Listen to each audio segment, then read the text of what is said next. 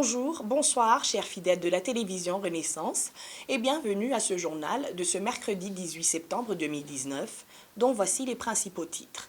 Il faut craindre le pire si rien n'est fait, ce sont les propos de Doudou Diène, le président de la commission d'enquête de l'ONU sur les violations des droits de l'homme au Burundi, lors de la présentation du rapport de cette commission ce mardi devant le Conseil des Nations Unies à Genève en Suisse.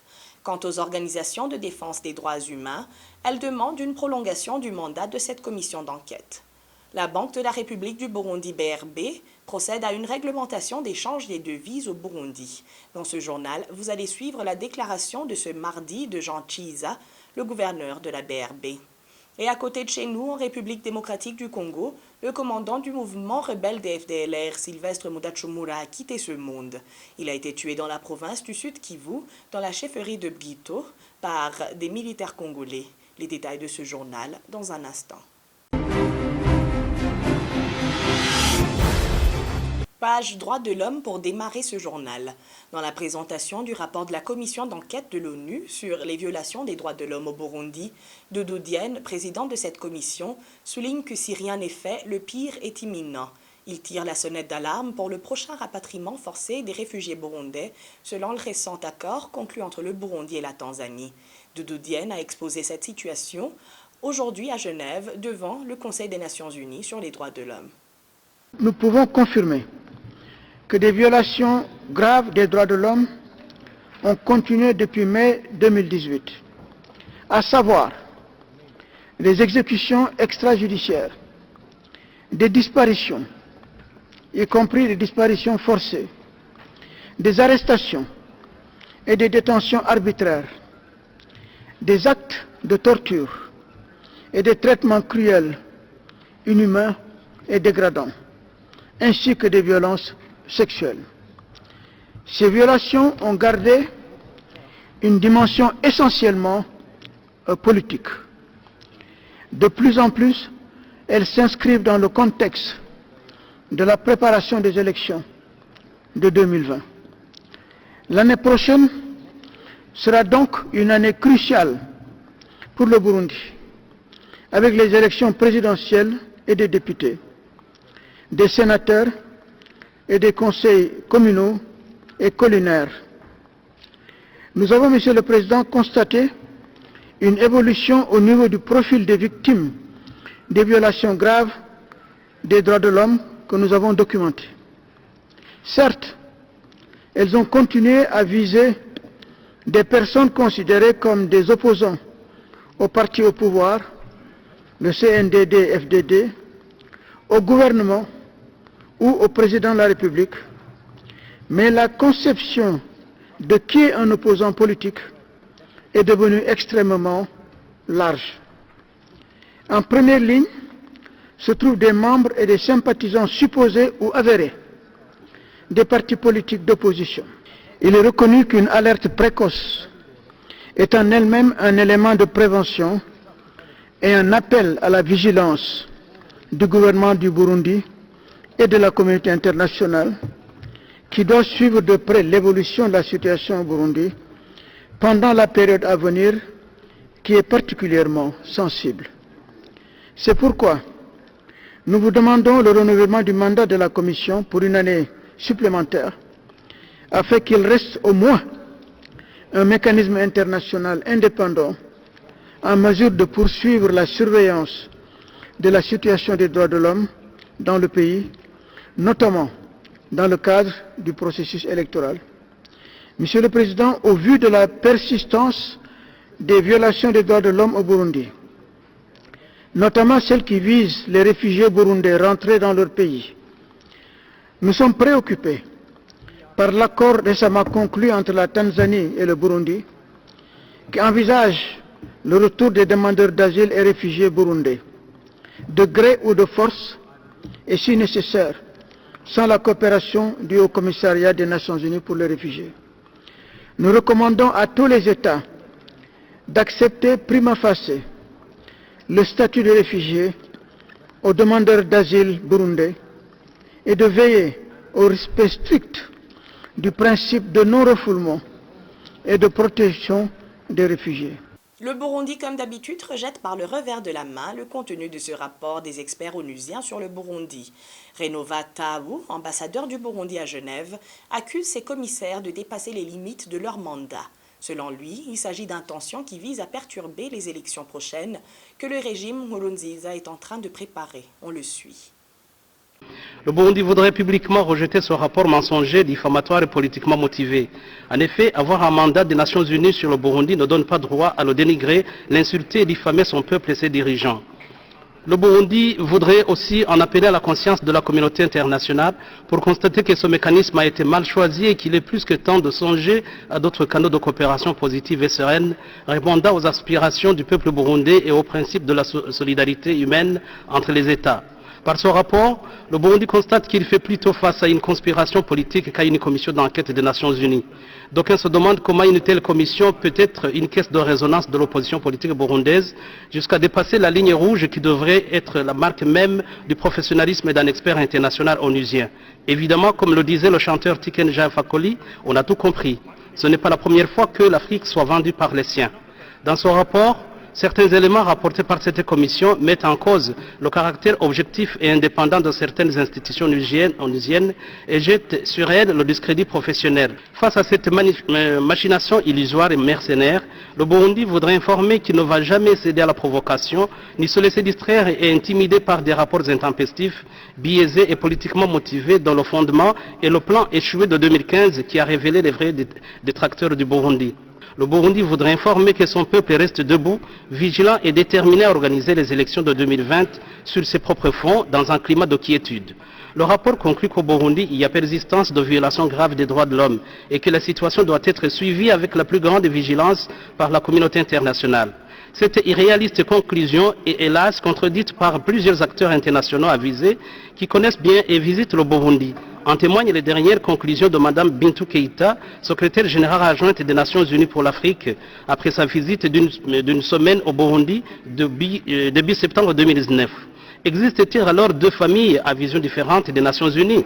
Monsieur le Président, en terminant, le Burundi voudrait informer qu'il n'a jamais coupé sa coopération avec les mécanismes des Nations Unies qui promeuvent le consensus comme postulat de toute coopération. Aujourd'hui, le Burundi est stable et la paix et la sécurité règnent sur tout le territoire national, n'en déplaise aux mauvaises langues.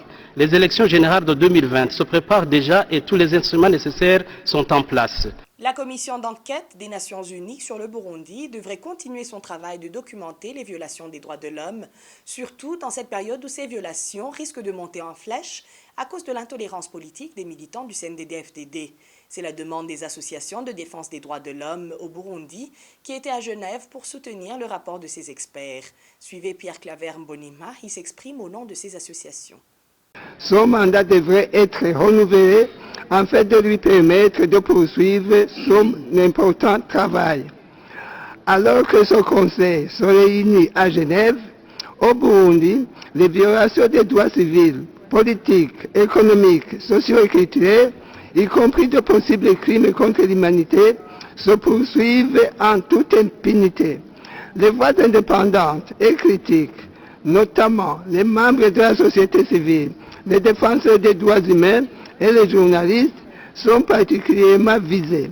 En juillet, la Cour d'appel a confirmé la peine scandaleuse de 32 ans de prison prononcée à l'encontre du défenseur Germain Rukuki. Alors que les élections de 2020 approchent et que l'espace civique et démocratique restreint et que l'intimidation exercée par le gouvernement, le parti au pouvoir et les membres des Imbonerakure limite les perspectives d'élections libres et équitables, la surveillance de la situation par la Commission demeure cruciale. Page économie à présent. Étant donné que les devises sont échangées sans la moindre réglementation du moment et l'absence d'un mécanisme de contrôle en matière d'échange, voyons aussi que le gouvernement du Burundi a signé le protocole portant création du marché commun dans la communauté est-africaine en matière d'échange en 2009. La Banque de la République du Burundi, BRB, vient de procéder à la réglementation d'échange au Burundi. Cette déclaration a été faite ce mardi par Jean Chiza, le gouverneur de la BRB. Suivez. Conformément à la loi numéro 1/34 du 2 décembre 2008 portant statut de la Banque de la République du Burundi, qui lui confère, entre autres missions, celle de définir et mettre en œuvre le régime de change, ainsi que celle de détenir et gérer les réserves officielles de change, la Banque de la République du Burundi vient de procéder à la révision de la réglementation des changes qui était en vigueur depuis juin 2010. Les raisons à la base de cette révision sont, d'une part, le souci d'adapter la réglementation des changes aux réalités du moment et, d'autre part, la correction des lacunes observées, notamment au niveau des mécanismes de contrôle et de suivi, de même que dans le domaine des sanctions. En effet, le Burundi a signé le 20 novembre 2009 le protocole portant création du marché commun de la communauté des États de l'Afrique de l'Est, qui contient des engagements en matière d'échange. Par ailleurs, le marché financier en cours de création au Burundi attirera sans doute des investisseurs étrangers et les résidents du Burundi voudront investir dans le marché financier régional. À cet égard, la réglementation d'échange édictée comporte les principales innovations ci-après par rapport à l'ancienne réglementation.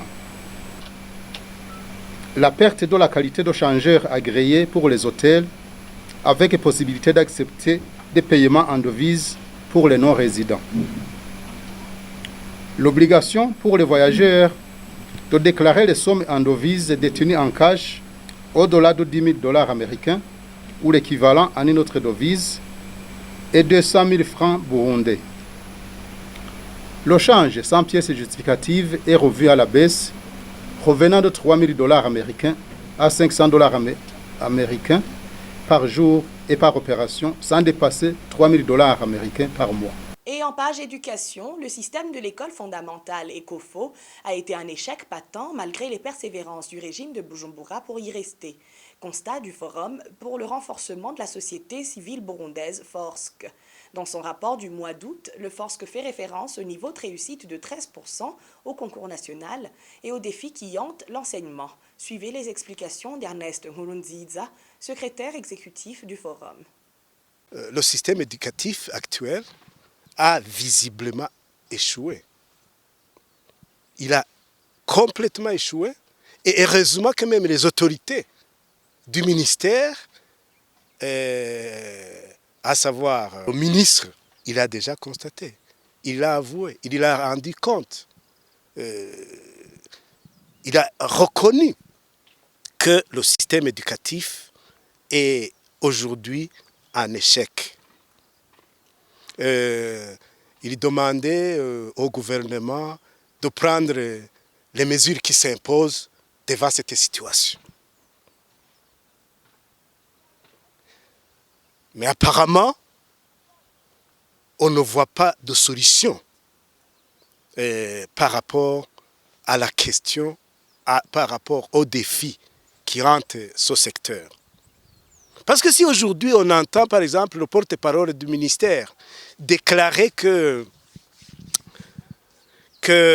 à l'école fondamentale on enseignait les 3 langues, le français, le kirundi, d'ailleurs c'est 4 langues, et il disait voilà maintenant on va enseigner seulement 2 langues, on va enseigner le français et le kirundi.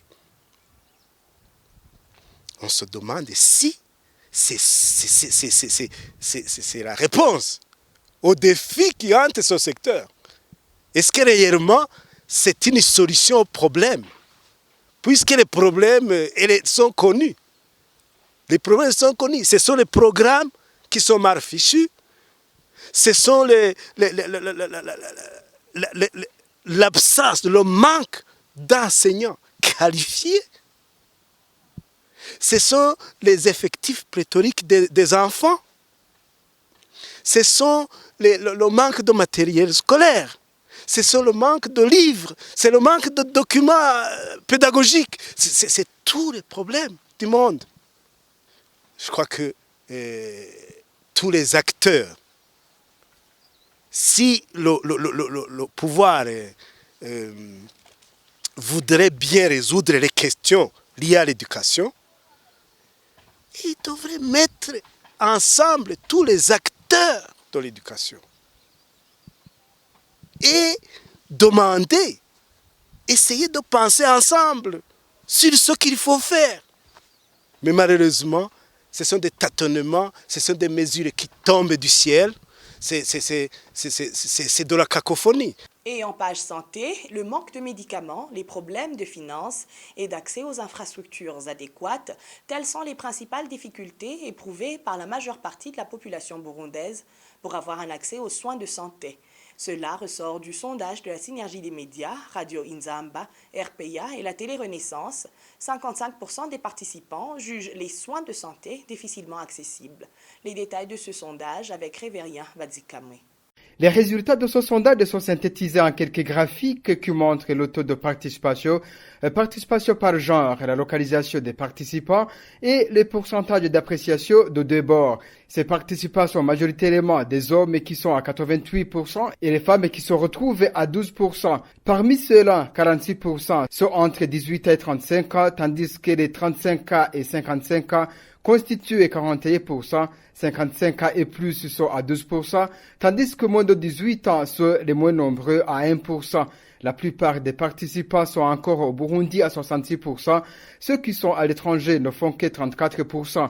La ville de Bujumbura se distingue avec le taux de participation de 65%, viennent après d'autres provinces comme Gitega qui a 7% et bien d'autres à 3%, 2% et 1% et d'autres qui se sont abstenus à dire un mot. Les participants dans ce sondage sont à 72% résidant au chef-lieu des provinces.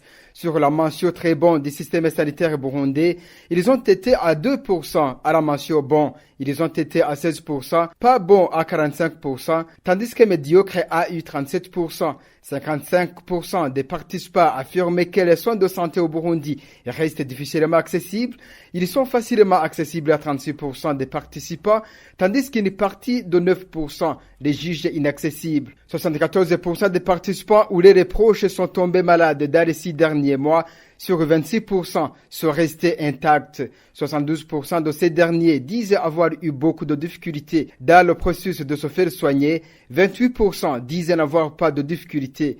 44% n'ont pas eu de médicaments. 31% n'ont pas accédé aux médicaments faute de moyens. 4% crient au manque d'infrastructures médicales et 21% qui ont eu d'autres problèmes d'accéder aux soins de santé.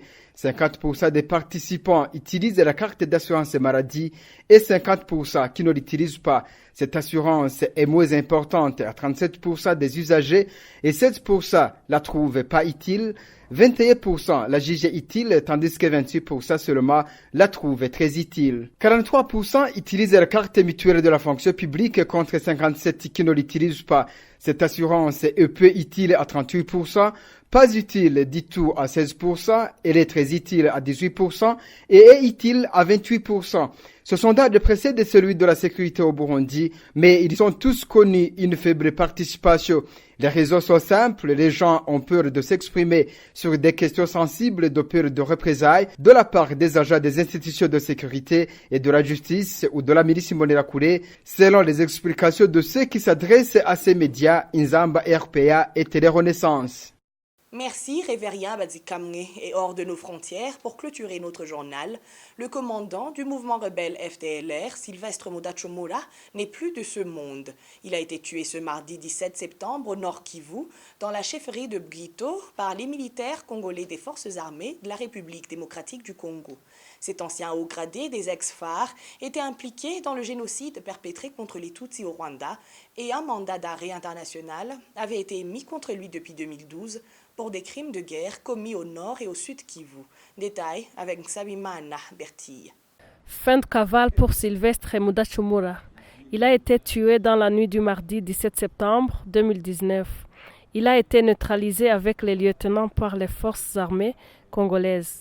Il était visé par un mandat d'arrêt de la Cour pénale internationale depuis 13 juillet 2012. Le chef militaire des rebelles Hutus, ex-FARC, qui ont commis le génocide au Rwanda, FDLR-FOCA, était suspecté de 9 crimes de guerre, entre autres attaques contre la population civile, meurtre, mutilation, traitement cruel, viol, torture, destruction des biens, pillage et atteinte à la dignité humaine. Prétendument commis du 20 janvier 2009 à la fin septembre 2010, au nord et au sud Kivu. La neutralisation de Sylvestre Mudachumura est une bonne nouvelle pour l'armée congolaise, car il était à la tête de la branche radicale des FDLR qui s'est opposée au rapatriement volontaire du Rwanda. Sa neutralisation est un échec cuisant pour le mouvement en porte de vitesse. En avril dernier, le chef politique Ignace Mugwanashaka s'est atteint en Allemagne. Au mois de décembre, le gouvernement congolais avait extradé à Kigali 2 cadres des FDLR, dont le porte-parole Laforge Fils Wazeye. Merci Bertine Sabimana et c'est sur ce reportage que nous clôturons notre journal. Merci à vous tous qui l'avez suivi. Au revoir.